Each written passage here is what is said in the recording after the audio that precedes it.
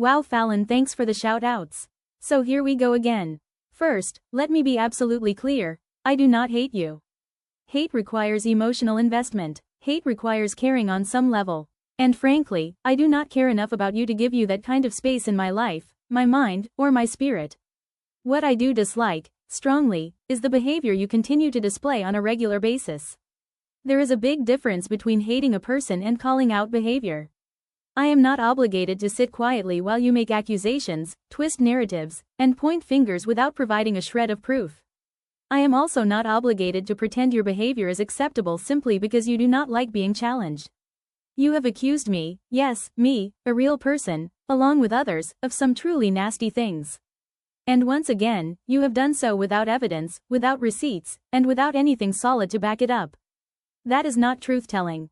That is not accountability. That is reckless accusation dressed up as commentary. So let me help you understand something very simple. The opinions shared on this channel are mine.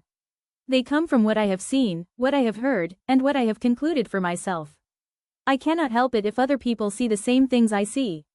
I cannot help it if others listen to your words, watch your behavior, and come to similar conclusions. That does not mean we are the same person.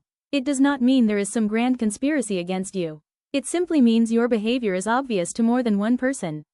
Imagine that. Different people, using their own eyes and ears, reaching similar opinions. What a jumbled mess it would be if your theory were actually true. If everyone who disagreed with you had to be the same person, the internet would be one very crowded costume party.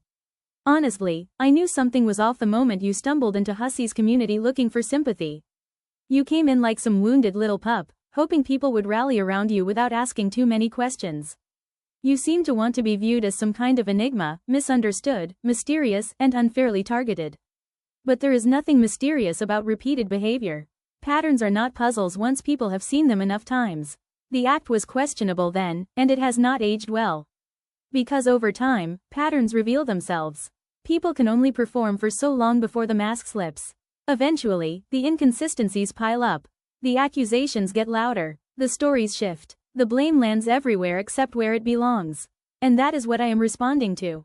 Not fantasy. Not obsession. Not hatred. Behavior. Your behavior. So before you throw around more accusations, maybe pause long enough to ask yourself why so many people are noticing the same things. And more importantly, before you accuse me or anyone else of being someone we are not, bring proof.